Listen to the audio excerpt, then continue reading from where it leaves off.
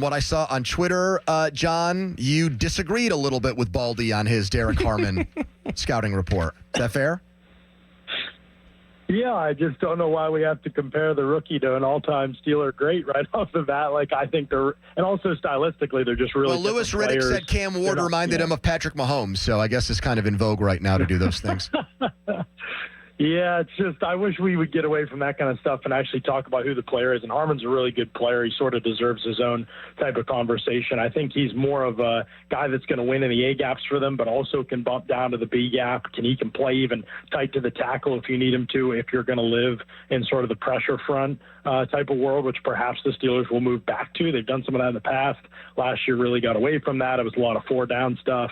Maybe there'll be a balance this year. So what I like about Harmon is two things. I just think the floor is really high, and the Steelers typically are very high variance in the first round. They take big swings on players who aren't all the way there but have lots of traits. And to me, Harmon is sort of just like a decent when it comes to athleticism, and I think the upside would be the question, like how great can he actually be? But he just doesn't have many bad reps on tape. Like a lot of really good stuff against the run, takes on double teams really well. That was a real weakness of the Steelers front last year. Benton really struggled to do that.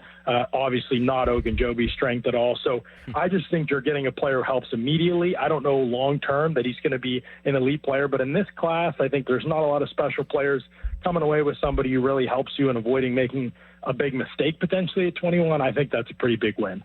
John, we know this. He was a third-team All-Big Ten performer last year, and really that was his one big breakout year in college. Not a whole lot to speak of from his time at Michigan State.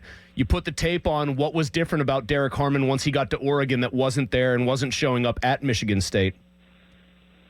I think the system and the group he played with, just a lot more talented group across the board. And then the system, they move gaps a lot. So at the snap, there's sort of like a deceptive aspect to what they do. He's kind of firing into a gap they're not expecting. So if you look, big pressure numbers, if you actually watch the tape, I mean, he's a fine pass rusher, but most of his pressures aren't exploding off the ball, really testing offensive linemen out of their pass sets, just overpowering guys. Like, that's not really his game. He's got some moves. He's like okay as a 1v1 pass rusher, but a lot of his production came via the scheme, whether it was twists, taking advantage of a protection error, quarterback kind of scrambling or getting pressure from somewhere else and running to him. And so I think the nice part about this is he's going to an absolutely stacked defensive line. So all the high floor stuff, the early down stuff he can do. And then when you need him to play late downs, which honestly is probably not going to be his biggest role right away, especially as a rookie, I think he can still be adequate there. And then you're going to have three guys that are better than him rushing the quarterback.